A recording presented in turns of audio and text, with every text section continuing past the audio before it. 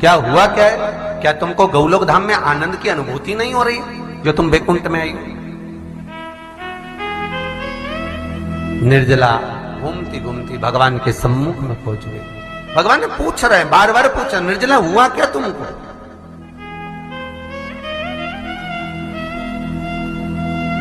ए निर्जला, ए एकादशी, हुआ क्या है तुमको? क्या कारण है तुम्हारे यहां आने का, वैकुंठ पहुंचने का?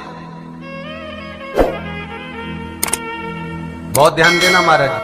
शास्त्र कहता है सोमवार, मंगलवार, बुधवार, गुरुवार, शुक्रवार, शनिवार, ये देवता वो देवता सबके व्रत कर लो, सारे व्रत कर लो, पर ये व्रत आपको परमात्मा के धाम तक लेकर नहीं जा सकते, क्योंकि इनका जो पुण्य है वो मृत्यु लोक में आप थोड़ा सा भी व्रत करते हैं तो पुण्य समाप्त हो जाता है।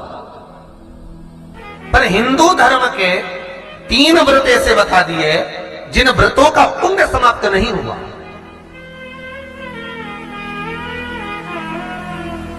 हिंदू धर्म के 3 व्रत ऐसे हो गए जिनका पुण्य समाप्त नहीं हुआ महाराज। जिनका पुण्य प्रबलता में बढ़ता गया। पहले नंबर पर एकादशी, दूसरे नंबर पर प्रदोष और तीसरे नंबर पर शिवरात्रि। एकादशी भी 26 है तो प्रदोष भी जम के बोलते जाओ 26 है। शिवरात्रि केवल 12, केवल 12। और अगर अधिक मास की पड़ जावे तो ये 13, पर अधिक की आय तो 13 है। तो यहां शास्त्र कह रहा है कि 3 व्रत हमारे यहां जिनका पुण्य समाप्त नहीं हुआ, जिनका पुण्य प्रबल हुआ, बड़ा। इसलिए आज भी माता एकादशी का व्रत करती है। और एकादशी का व्रत कर कर अगर कोई जीवात्मा को देते हैं, कोई मर भी गया तो उसको एकादशी का दान देते हैं। एकादशी का उसको दान दिया है। महाराज निर्जला खड़ी है, पूछा क्यों आई हो, क्या कारण? निर्जला आई तब लक्ष्मी मैया उठकर निर्जला के करीब में गई। निर्जला बहुत सरल थी निर्जला। कहते हैं कामा एकादशी सबसे लंबी है। कौन सी एकादशी? कामा।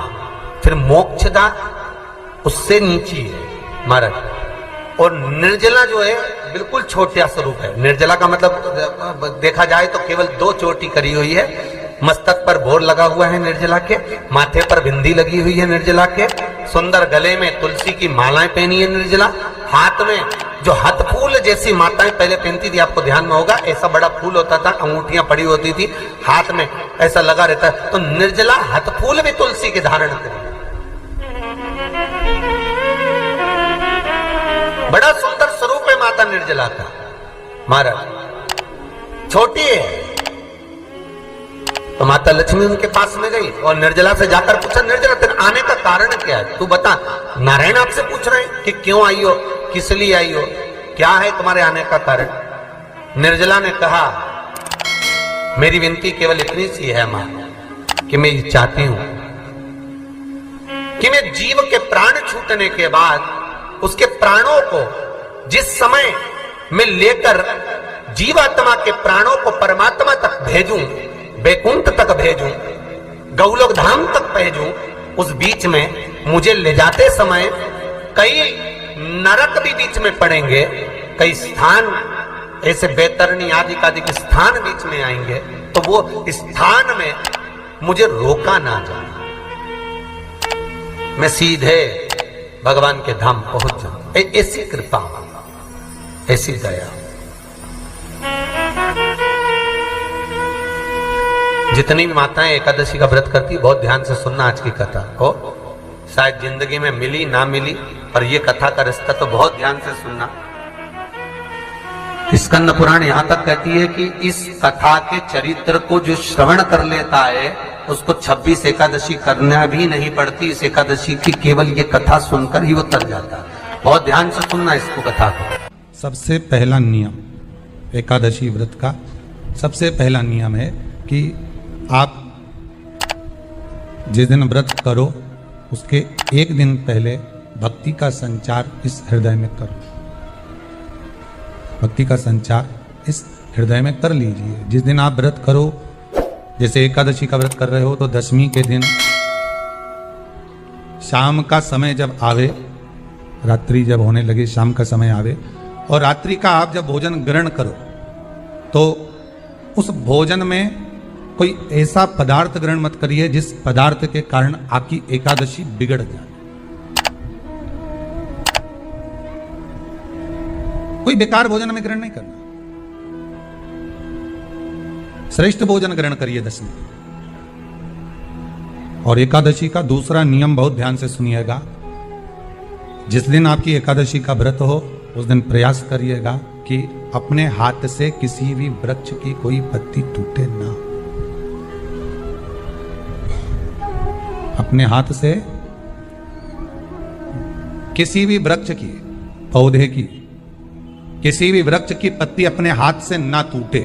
बहुत ध्यान दीजिएगा महाराज। एकादशी का ये दूसरा नियम है कि अपने हाथ से किसी पौधे की, किसी वृक्ष की, किसी डाली की कोई पत्ती टूटे ना, कोई पत्ती ना टूटे, इसका प्रयास करिए।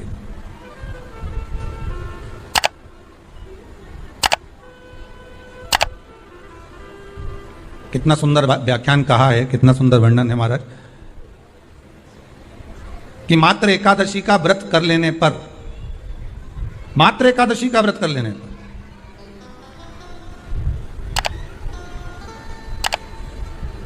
जो पूर्व में किया गया हमारा पाप कर्म है, हमने किसी जीव की हत्या करी है, हमने किसी को कष्ट प्रदान करा है, हमने किसी को अपशब्द कहा है, हमने किसी को ताने दिए, हमने किसी को आड़ा टेढ़ा कहा है, हमने किसी को गालियां दे दी है, मात्र एकादशी का व्रत ही कर लेने पर ये सारे जो दोष हैं वो समाप्त हो जाते हैं। सारे दोष हमारे समाप्ति पर आ जाते हैं।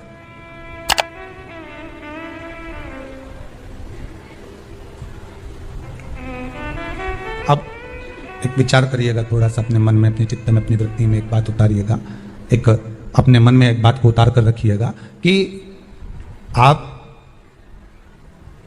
अपने पाप को, अपने पाप कर्म को जिस दिन छिन्न करने वाले हो, समाप्त करने वाले हो, अपने पाप को आप जिस दिन समाप्ति पर लेकर जा रहे हो, तो उसके एक दिन पहले आपको प्रसन्नता होना चाहिए कि नहीं होना चाहिए कि कल मेरा पाप कटने वाला है, कल मेरा पाप समाप्त होने वाला है।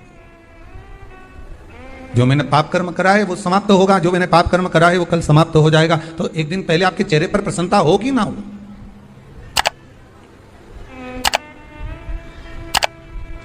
और चेहरे पर वो प्रसन्नता आपके आना चाहिए कि कल मेरा एकादशी का व्रत है, आज दशमी है, कल एकादशी का व्रत है, तो कल मेरी जब एकादशी का व्रत रहेगा तो मेरा ना जाने कितना कितना पाप, कितना असत्य, कितना कितना झूठ, कितना कितना प्रपंच वो समाप्त हो जाएगा। इसमें मुझे प्रसन्नता हो, इसमें मुझे आनंद था।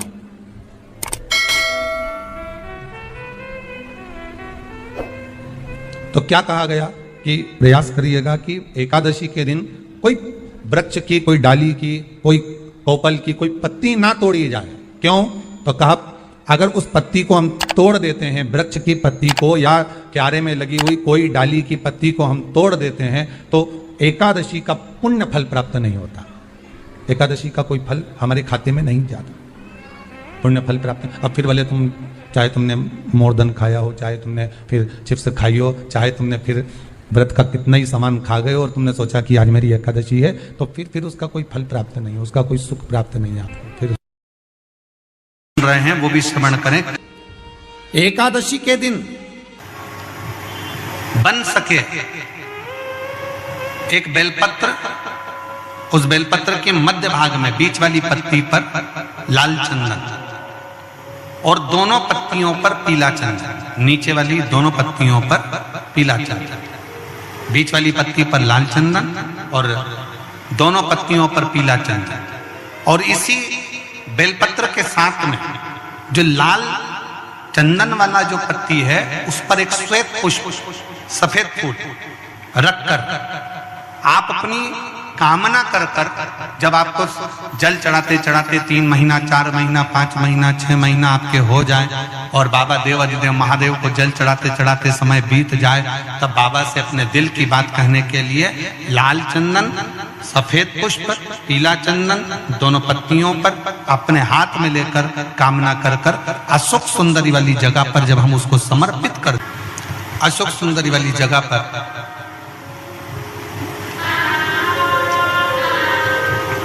ये शिवलिंग जलाधारी और उसके सामने का जो भाग है उसके मध्य भाग में अशोक सुंदरी का स्थान है।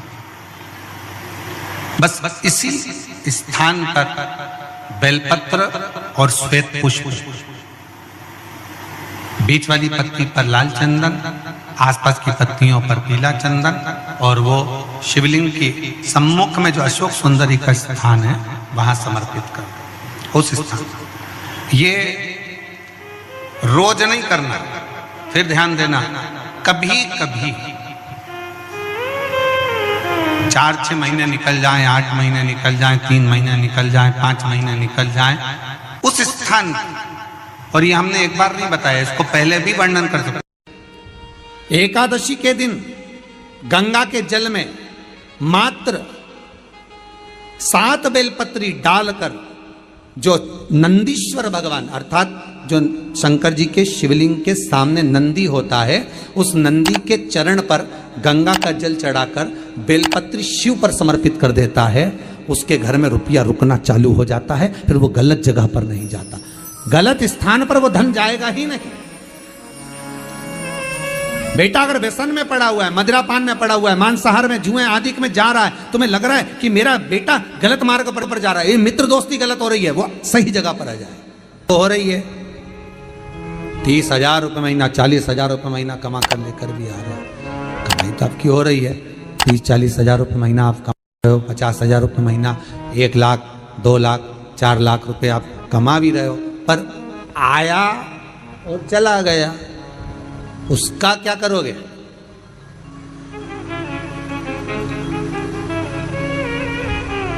उसका करना क्या है?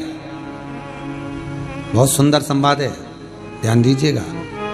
जिसके घर में कमाने वाले 2-4 हैं, पैसा तो आ रहा है पर घर में टिक नहीं रहा, डॉक्टर में, पुलिस में, एक्सीडेंट आदि में, कहीं गलत जगह पर व्यसन में अगर पैसा जा रहा है, जुए में, मांसाहार, मदिरा पान, या कहीं आया पैसा आने में कमी नहीं, आ रहा है पर टिक नहीं रहा, रुक नहीं रहा, कोई मांगने आ गया, दे दिया, फिर वहां से अपने पास नहीं आ रहा, अपन कह रहे हैं भैया हमारा पैसा लौटा दो, नहीं आ रहा।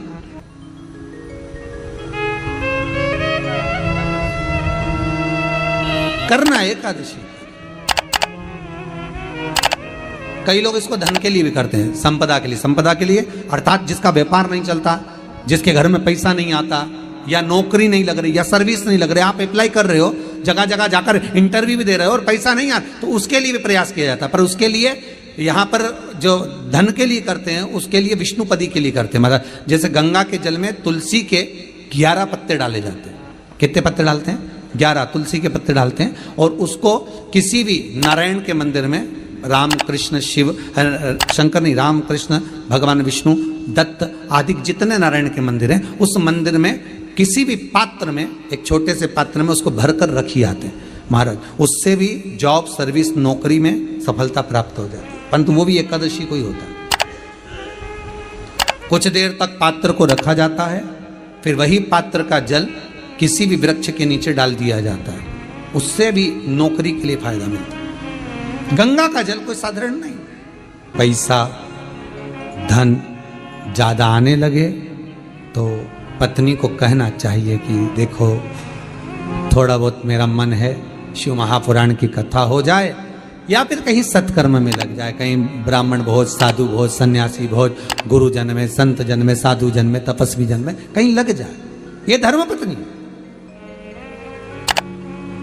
जहां धर्म जुड़ा हुआ हो वो धर्म महाराज।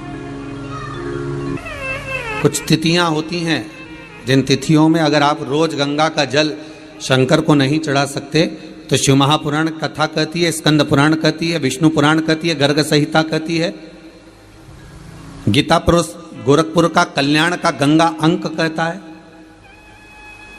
कि कुछ तिथियां भारत की भूमि पर ऐसी वर्णित है जिन तिथियों में भी गंगा का जल हम शिव को अगर एक बूंद भी समर्पित कर रहे हैं, गंगा का जल मात्र एक आधी चम्मच भी, आचमन जितना भी अगर हम शिव को समर्पित कर रहे हैं तो उसका सुख आनंदित है। जैसे पंचमी तिथि, नवमी तिथि, दशमी तिथि, एकादशी, प्रदोष, पूर्णिमा,